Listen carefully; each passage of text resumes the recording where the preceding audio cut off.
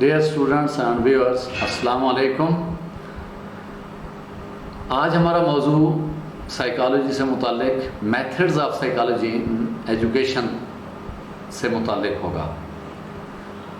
When we are involved in the psychological investigations of an individual, then we have to study the different methods of psychology.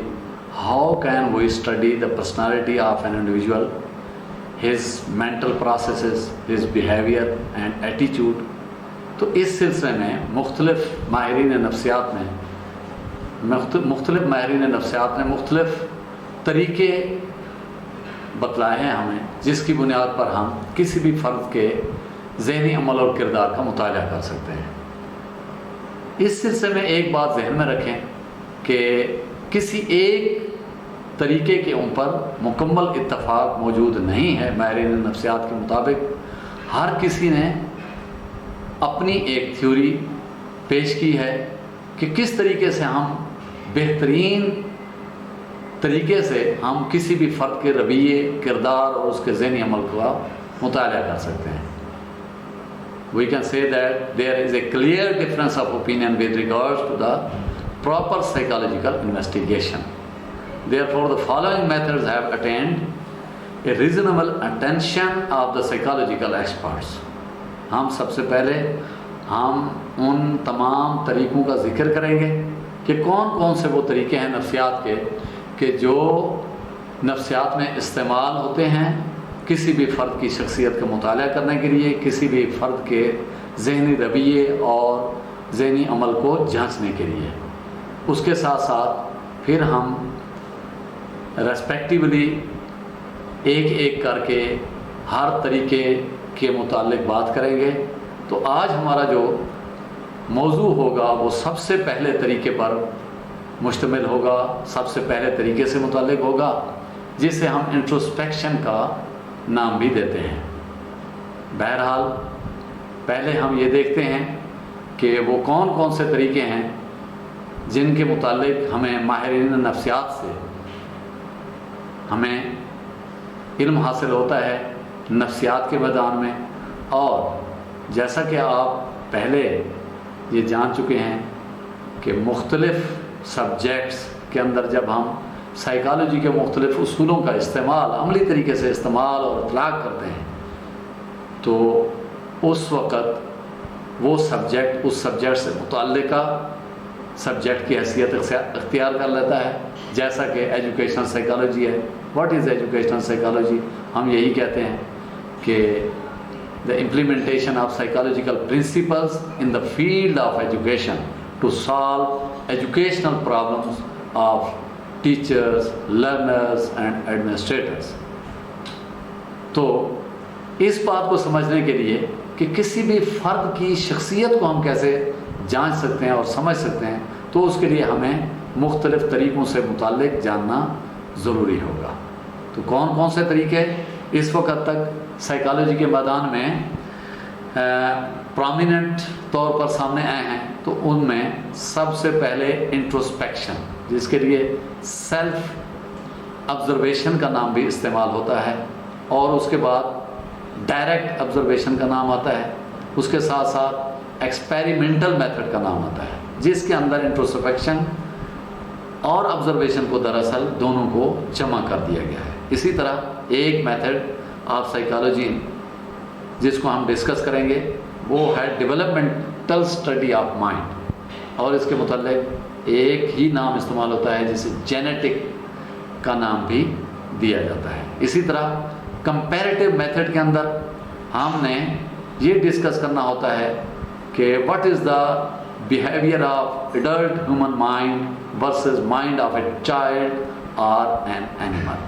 Comparative study के अंदर हमने उस psychological method को discuss करना होगा कि जिसमें हम मुख्तलिफ़ इंसानों के मुख्तलिफ़ सतह पे भी ज़हनी अमल और रवैये को डिस्कस कर सकते हैं, और उसके साथ साथ जानवरों के साथ भी मुकाबला करके ये देखा जा सकता है कि जानवरों और इंसानों के ज़हनी रवैये और अमाल के अंदर किस सतह पे फ़र्क पाया जाता है। इसी तरह एक बहुत ही मशहूर तरीका साइकोलॉजी के अंदर जिसे इस्तेमाल किया जाता है इलाज मुआलजे के हवाले से, नफ्सियाती तरीक़ा इलाज के हवाले से, उसे क्लिनिकल एंड केस हिस्ट्रीज़ के हवाले से हम डिस्कस करेंगे।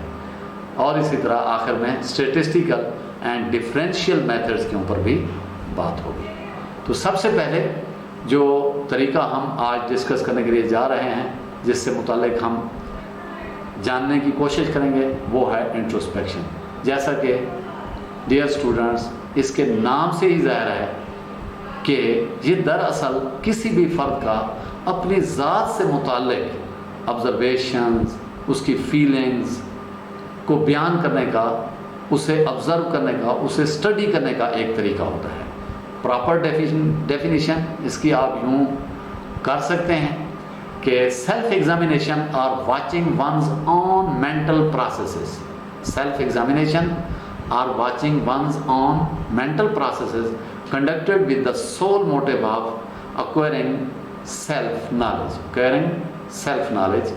कि अपनी ज़ात से मुताल्लिक़ जानना, फिर उसे बयान करना। वो एहसासात हर इंसान जो अपने मुताल्लिक़ खुद बयान कर सकता है, कोई दूसरा उससे मुताल्लिक़ बयान नहीं कर सकता। वो सबसे बेहतर अपनी ज़ात से मुताल्लिक़ खुद ही जानता है, और जब उसे ये मौका फराहम किया जाता है कि वो खुद अपनी फीलिंग्स, एहसासात और जज्बात बयान करे, तो वो जो बयान कर सकता है उसके मुकाबले में दूसरा देखने वाला शख्स उससे मुताल्लिक़ सही परसीव नहीं कर सकता। ये सबसे पहले जो तरीका इस्तेमाल हुआ विल्हेल्म वांट की तरफ से इस्तेमाल हुआ, जर्मनी की लिप्जिग यूनिवर्सिटी के अंदर सबसे पहली लेबॉर्ट्री इसने डेवलप की, और एक कंट्रोल्ड सिचुएशन के अंदर मुख्तलिफ अफराद के ज़हनी अमल का मुताला उसने करने की कोशिश की, और इसको उसने नाम दिया इंट्रोस्पेक्शन का, या इसके लिए जो लफ्ज़ इस्तेमाल होता है जिसे हम कहते हैं self observation. Self observation is a controlled and structured process. एक ऑर्गेनाइज तरीका होता है दरअसल, जिसमें एक ट्रेंड ऑब्जर्वर जो होता है उसको मुख्तलिफ स्टिमुलस एंड रेस्पॉन्स के एतबार से स्टडी करने की कोशिश की जाती है। मुख्तलिफ स्टिमुलस उसके ऊपर अप्लाई किए जाते हैं, वो हालात व वाक़यात या वो अमल उसके ऊपर दोहराया जाता है, जिसके रद्द अमल के तौर पर वो अपने एहसासात और जज्बात को बयान करता है, और इस तरह फिर किसी भी फ़र्द से मुताल्लिक़ राय कायम करने की कोशिश की जाती है। एक कंट्रोल्ड और स्ट्रक्चर्ड प्रोसेस है। दरअसल introspection is a controlled and structured process for looking inward and examining once internal thoughts और फीलिंग्स। वही बात है कि अपनी अंदर के एहसासात और जज्बात को महसूस करके उनको बयान करने का नाम दरअसल इंट्रोस्पेक्शन के नाम से दिया गया है। दो हिस्सों के अंदर हम बुनियादी तौर पर इसे बयान कर सकते हैं। नंबर एक, it is a process of reflection. जो कुछ आप अपने माहौल से लेते हैं, ऑब्ज़र्व करते हैं, और फिर उससे मुतल्लिक़ आप मुख्तलिफ़ एहसासात और जज्बात और परसेप्शंस डेवलप करते हैं। अगर आप उसको रद्द-ए-अमल के तौर पर बयान करते हैं, अपने एहसासात और जज्बात को बयान करने में कामयाब हो जाते हैं, then this process is called a process of reflection, और introspection is a process of reflection।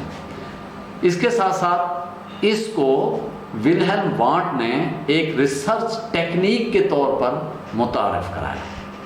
दरअसल उसने ये तरीका इख्तियार किया कि ज़हनी अमल को एक कॉन्शियस प्रोसेस के तौर पर एज ए होल स्टडी करने की कोशिश की, और उसके बाद फिर उनको दूसरे मुख्तलिफ अफराद के ऊपर अप्लाई करने की बात की कि जब हम एक साइंटिफिक मेथड को यूज़ करके किसी भी फ़र्द से मुताल्लिक़ मालूमात हासिल करते हैं, और फिर जनरलाइजेशंस एंड प्रिंसिपल्स डेवलपमेंट के हवाले से आगे बढ़ते हैं, तो फिर ये एक साइंटिफिक मेथड के तौर पर सामने आता है, और इसको एक रिसर्च टेक्निक के तौर पर भी इस्तेमाल किया जाता है। उसके बाद हम इससे मुताल्लिक़ ये भी देखते चलेंगे कि इसका ओरिजिन क्या है, कहाँ से ये शुरू हुआ, और کن لوگوں نے سب سے پہلے انٹروسپیکشن سے متعلق بات کی اور ان کی پرسیپشنز کیا تھی، انہوں نے کیا تھیوری پیش کی، کیا بات کی اس سے متعلق کہ کس طریقے سے ہم انٹروسپیکشن کے ذریعے سے معلومات حاصل کر سکتے ہیں کسی بھی فرد کے ذہنی عمل اور کردار سے متعلق۔ اس میں دو نام آتے ہیں، نمبر ایک ولہلم وانٹ اور دوسرا اس کا اسٹوڈنٹ ہے ٹیچنر۔ انہوں نے دراصل ایک کنسیپٹ پیش کیا سب سے پہلے ولہلم وانٹ نے کہ ٹرینڈ آبزرورز، وہ جو جن افراد کی آبزرویشن کی جا رہی تھی ان کو سب سے پہلے ٹریننگ دی گئی، ٹریننگ دے کر پھر انہیں مختلف اسٹیمولس اینڈ ریسپانس کے عمل سے گزارا گیا اور پھر اس سے متعلق انہوں نے یہ بات کرنے کی کوشش کی کہ دراصل یہ ایک کنٹرولڈ سینسری ایونٹس ہیں، مختلف سینس آرگنز کو استعمال ایک کنٹرولڈ سچویشن کے ذریعے سے کر کے اسٹیمولس اینڈ ریسپانس کے درمیان کنیکشنز کو دیکھنے کی کوشش کی جاتی ہے۔ اور اس کے ساتھ ساتھ پھر انہوں نے یہ بات بھی کی کہ جو پہلے ایک انسان کے مینٹل سٹرکچر کی بات کی جاتی تھی، فزیالوجیکل سائنس سے متعلق ایک مینٹل آرگن کو دیکھنے کی کوشش کی جا رہی تھی، ولہلم وانٹ نے اس سے آگے بڑھ کر یہ بات کی کہ دراصل معاملہ اس سے مزید آگے بڑھ کر ہے، کچھ اس سے پیچیدہ ہے اور اس کا تعلق مینٹل پروسیس کا تعلق دراصل سینسیشنز اور فیلنگز کے ساتھ ہوتا ہے۔ اگر وہ سینسیشنز اور فیلنگز کو آپ بیان کرنے میں کامیاب ہو جاتے ہیں تو پھر کسی بھی فرد کے ذہنی عمل کو ہم سمجھنے میں کامیاب ہو سکتے ہیں۔ ٹیچنر نے اس کو اپنے استاد سے ذرا مختلف بن کر اسٹڈی کرنے کی کوشش کی اور اس نے دراصل مینٹل پروسیس کو اس طریقے سے اسٹڈی کرنے کی کوشش کی کہ کانشیس ایکسپیرینسز کو فیکٹورائز کر کے مختلف کمپوننٹس کے اندر تقسیم کر کے کسی بھی انڈیویجول کمپوننٹس کے اندر تقسیم کر کے انہیں دیکھنے کی کوشش کی، جبکہ اس کے مقابلے میں ولہلم وانٹ ان کانشیس ایکسپیرینسز کو، مینٹل پروسیسز کو ایز اے ہول دیکھنے کا قائل تھا۔ اس کے ساتھ اب ہم یہ دیکھنے کی کوشش کریں گے کہ مختلف سائیکالوجیکل میتھڈز کے اندر انٹروسپیکشن کی حیثیت کیا ہے اور اس کے فائدے، اس کی خوبیاں اور اس کی خامیاں ہم کیسے دیکھ سکتے ہیں۔ جب آپ یہ سمجھ چکے ہیں کہ انٹروسپیکشن دراصل اپنی ذاتی فیلنگز، احساسات اور جذبات کو دیکھ کر سمجھ کر ان کو آبزرو کر کے بیان کرنے کا نام ہے، تو پھر اس طرح مختلف اس کی خوبیاں اور خامیاں سامنے آتی ہیں۔ سب سے پہلے جو تنقید اس کے اوپر فنکشنلزم اور بیہیویئرزم کے فالوورز نے کی وہ یہی کی کہ جناب یہ اس کے اندر ریلائبلٹی اور آبجیکٹیوٹی کا عنصر مفقود ہے۔ وہ آگے چل کر ہم اس کے ڈرا بیکس کے اندر ڈسکس کرتے ہیں۔ پہلے ہم اس کی خوبیوں کو دیکھنے کی کوشش کرتے ہیں کہ اس کی خوبیاں بہرحال سائیکالوجیکل میتھڈز کے اندر اس کو آپ یوں بھی دیکھ سکتے ہیں کہ یہ شروعات تھی، سائیکالوجیکل میتھڈز کی شروعات تھی۔ وہ فرق اس نے سب سے پہلے اس کو ایک سائنٹیفک اسٹڈی کے طور پر دیکھنے کی کوشش کی اور سائنٹیفک اسٹڈی کے طور پر متعارف کرایا، اور اس نے یہ بات کی کہ فرد کے ذہنی عمل اور کردار کو سائنٹیفکلی بھی آبزرو کیا جا سکتا ہے۔ تو اس میں جو فائدے ہمیں دیکھنے کو ملتے ہیں کہ introspection is a great source of personal knowledge, ذاتی حیثیت میں کسی بھی فرد سے متعلق سب سے بڑا ذریعہ جو ہے وہ انٹروسپیکشن ہو سکتا ہے۔ اسی طرح اس سے ایسا علم آپ کو حاصل ہو سکتا ہے جو کسی دوسرے ذریعے سے حاصل نہیں ہو سکتا۔ Therefore we can say that it is a unique source of knowledge۔ اسی طرح اس کے ساتھ ساتھ it is a means to be a connection between experiences and responses۔ یعنی ہم اس کو اس طرح کہہ سکتے ہیں کہ فرد کے تجربات اور اس کے رد عمل کے درمیان ایک کلوز کنیکشن کو اگر دیکھنا ہو تو ہم انٹروسپیکشن کا سہارا لے سکتے ہیں۔ اسی طریقے سے ہم یہ کہہ سکتے ہیں کہ اس کے ایڈوانٹیجز میں کہ complete account of mental process ہے یہ. Introspection is a complete account of mental process. کوئی بھی فرد اپنے ذہنی عمل کو جتنا بہتر انداز سے بیان کر سکتا ہے کوئی دوسرا فرد اس سے متعلق بات نہیں کر سکتا. جب ہم اس کے ڈرا بیکس کے اندر آتے ہیں تو وہی بات جو میں نے سب سے پہلے کی کہ فنکشنلزم اور بیہیویئرزم کے فالوورز ہیں اس کے اوپر سب سے پہلے جو تنقید کی کہ اس کے اندر ریلائبلٹی موجود نہیں ہے, اس کے اندر آبجیکٹیوٹی موجود نہیں ہے. ریلائبلٹی اور آبجیکٹیوٹی سے مراد یہ ہے کہ اس کے تجربات کو بار بار دہرایا نہیں جا سکتا. جب آپ ایک فرد کو پہلے ایک عمل سے گزارتے ہیں اور جب دوبارہ اسی عمل سے آپ گزارنے کی کوشش کرتے ہیں تو اس کا ریسپانس جو ہوتا ہے وہ مختلف ہوتا ہے. اس کے علاوہ بہت سی تنقید اس کے اوپر, اس میتھڈ کے اوپر اور بھی ہوئی جن کو ہم ون بائی ون اس طریقے سے بیان کر سکتے ہیں. It is a natural bend of mind extrospective not introspective. اس سے متعلق یہ تنقید کی گئی کہ یہ دراصل جب ہم کسی اپنے ذہنی عمل سے متعلق بات کرنے کی کوشش کر رہے ہوتے ہیں جو بیرونی ماحول ہوتا ہے وہ انسان کے اوپر زیادہ اثر انداز ہو رہا ہوتا ہے بجائے اس کے کہ وہ اپنے اندر کی فیلنگز وہ بیان کر رہا ہو.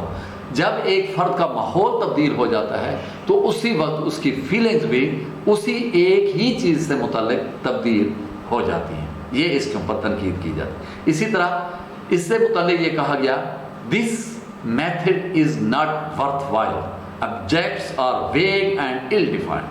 کسی بھی چیز سے متعلق جب آپ بات کرنے کی کوشش کر رہے ہیں بذات خود وہ چیزیں جو ہیں وہ مبہم ہوتی ہیں بعض اوقات اور ان سے متعلق ان کی جو کلیئر ڈیفینیشن ہوتی ہے وہی جب پہلے سے موجود نہیں ہوگی تو کسی فرد سے متعلق آپ کیسے یہ اندازہ لگا سکتے ہیں کہ وہ اس سے متعلق مکمل معلومات فراہم کر رہا ہے. Introspection of a mental process distorts instead of knowing it. کہ مینٹل پروسیس کو مزید یہ پیچیدہ کر دیتا ہے بجائے اس کے کہ اس سے متعلق ہمیں جاننے کا عمل ہم مکمل کر سکیں بجائے اس کے جب بھی ہم کسی چیز سے متعلق جاننے کی کوشش کرتے ہیں تو وہ مینٹل پروسیس جو ہے مختلف دوسری عوامل کے ساتھ مل کر ایک پیچیدہ عمل بن جاتا ہے جس وجہ سے مکمل معلومات اس سے متعلق ہمیں نہیں مل سکتی. اسی طرح ایک اور تنقید اس کے اوپر یہ کی جاتی ہے کہ کوئی بھی فرد مکمل معلومات اپنے متعلق فراہم کرنا نہیں چاہتا ہوتا. وہ بہت سی ایسی معلومات بھی ہوتی ہیں جو اس کی فیلنگز سے متعلق ہوتی ہیں جنہیں وہ چھپانا چاہتا ہے اور وہ انہیں ظاہر نہیں کرنا چاہتا. اسی طرح انٹروسپیکشن سے متعلق یہ بات کی گئی introspection a mental process attention is fixed upon it and withdrawn from its object. جب کس چیز سے متعلق آپ جاننے کی کوشش کر رہے ہیں اس فرد سے یہ سوالات کیے جا رہے ہیں کنٹرول سچویشن میں تو پھر توجہ جو ہوتی ہے وہ ان چیزوں کے اوپر مرتکز ہو جاتی ہے بجائے اس نہیں بلکہ توجہ جو ہے اس اپنے ذہنی عمل کی جانب منتقل ہو جاتی ہے بجائے اس کے کہ جس چیز سے متعلق وہ بیان کر رہا ہے اس سے متعلق اس کا فوکس ہو اور اسی سے متعلق بہت ساری معلومات وہ فراہم کر رہا ہو. اسی طرح مینٹل پروسیسز کے اندر فلکچویشن یہ ایک بڑا مسئلہ ہے کہ آپ کے احساسات اور جذبات جو ہیں وہ تبدیل ہوتے رہتے ہیں اور ماحول کے ساتھ ساتھ تبدیل ہو جاتے ہیں. ایک جگہ پر آپ ہوتے ہیں آپ کے احساسات اور جذبات کچھ اور ہوتے ہیں, دوسری جگہ پر جاتے ہیں تو آپ کے احساسات اور جذبات اور ہو جاتے ہیں. اسی کے ساتھ ساتھ difference of responses against the same stimuli, ایک جو اسٹیمولس ہے وہ ایک بندے کے اوپر جب آپ اپلائی کرتے ہیں تو اس کا ریسپانس اور ہوتا ہے, کسی دوسرے کے اوپر اپلائی کرتے ہیں تو وہ اور ہوتا ہے. انکنسسٹنسی آف ریسپانسز بھی اسی اعتبار سے پائی جاتی ہے اس میں. اسی طرح impossible technique for children and animals کے متعلق بھی اس سے متعلق بات کی جاتی ہے کہ بچوں کے اوپر یہ طریقہ بہتر طریقے سے استعمال نہیں کیا جا سکتا. Limitations of complex subjects for example learning, personality, mental disorders اور ڈیولپمنٹل پروسیسز کے حوالے سے اس کی اپنی حدود کار ہیں, ان کے اندر بھی اس کو ذریعہ بنا کر بہتر طریقے سے مطالعہ نہیں کیا جا سکتا. اسی طرح جب ایک فرد کسی بھی چیز سے متعلق ریسپانس دیتا ہے اور دوبارہ خود اینالائز کرنے کی کوشش کرتا ہے تو پھر اس کا اوپینین اس سے متعلق چینج ہو سکتا ہے. تو یہ تھا آج کا ہمارا موضوع انٹروسپیکشن سے متعلق، اس کا کنسیپٹ اور پھر اس کے ایڈوانٹیجز اینڈ ڈس ایڈوانٹیجز، اور اس کے ساتھ ساتھ اس کا اوریجن کیا تھا اس سے متعلق ہم نے بات کی. Thank you very much.